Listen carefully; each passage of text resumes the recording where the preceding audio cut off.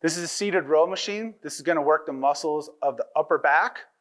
There's a couple of different ways we can set this machine up depending on our height. For the taller people, we're gonna have the pad up, and for everybody else, we're gonna have the pad down. When I come up to the machine, there's some adjustability on the handles.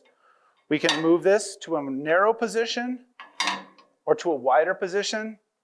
If you're unsure where to start, you can just start yourself in the middle and experiment. When we get into the machine, we'll also demonstrate the use of the vertical handles versus the horizontal handles. When I get my client onto the machine here, my first consideration is the chest piece.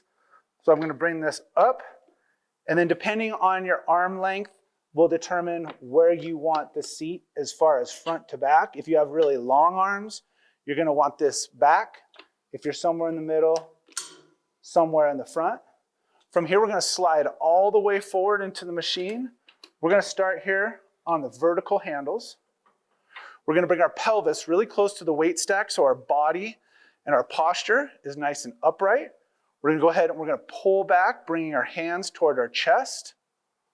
Hold for a second or two at the top of the range, slowly release forward, and go ahead and repeat. If you want to try using the horizontal handles, that'll emphasize more of the muscles of the posterior deltoid and even some of the upper trapezius.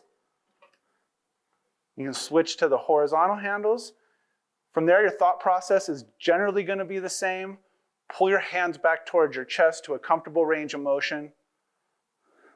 Hold for a second or two, feel your shoulder blades come together, and then slowly release.